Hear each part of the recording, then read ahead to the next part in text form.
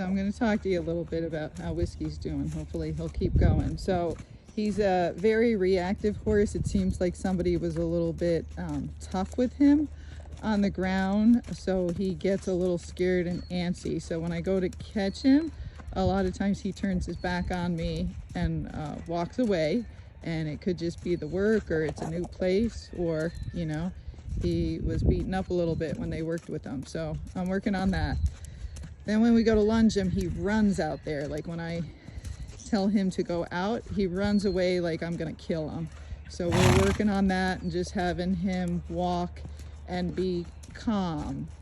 I get the energy out, but I don't want to really chase him. And I do hold my stick because I'm sure somebody got after him with the stick, and if you don't get them used to the stick, they'll always be afraid of sticks. So I usually have my stick in my hand. I don't drop it just because he's being antsy, okay?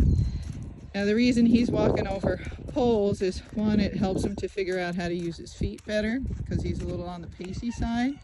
It's going to help his gait, but it's also going to help me get that canter for you. And he can canter some over these poles. Again, he's much better to the right than to the left. And so that just means I have to work on the left twice as much. The other thing I want you to notice is his head carriage. See how he puts it down so low?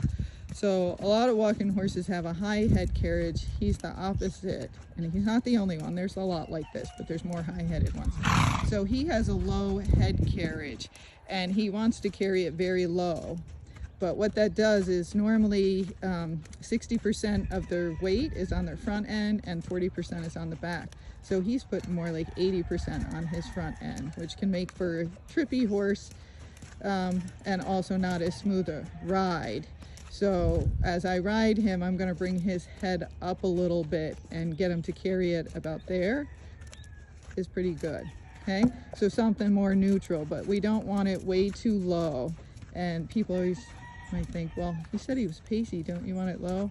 It depends on the horse. So he actually has a good gait. He is on the pacey side, but he can gait fine with his head up like that. So that's what we're going to do.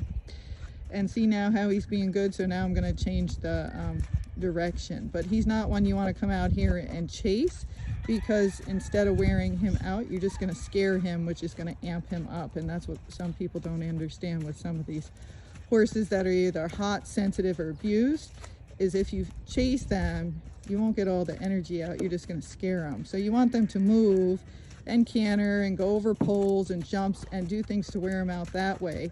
But don't scare them, and you don't want to amp them up and then get on them, because then it defeats the purpose. And that's why people go, lunging doesn't do anything at all. My horse is hot no matter what. It's because you're not doing it correctly for that horse. Each horse is a little different, and you have to figure that out. Okay, so let's go the other way.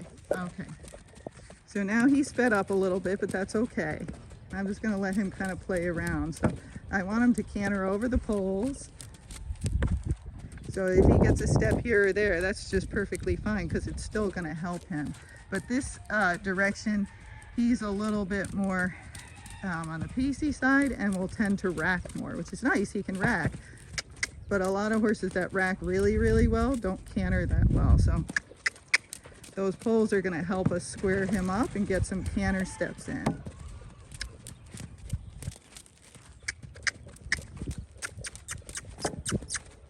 So again, I want him to go a little faster, so there he'll canter a little bit, but I don't want him to go super fast, because again, that's going to scare him. And they probably, you know, lunged him and just ran him around to get that, try to get that energy out, and it just amped him up. Oh boy, so that was a good canter step. It was slow. He kind of popped up over it, and that's okay that he went back to walking after it, because we want him to think that cantering's not such a big deal. If you want that rocking horse canter, like that was a good step, you got to get that they're not afraid to canter, that they'll just do a little skipping step here and there, and then you start asking for more and more steps. But some of them are so afraid to canter because they're pacey and they can't figure out their legs. It scares them, so they start running, and then they cross canter, which makes them panic more, which makes them run faster, which then makes them trip, and then scares the rider. All right, I'm gonna have to put this down, but I think you get the idea.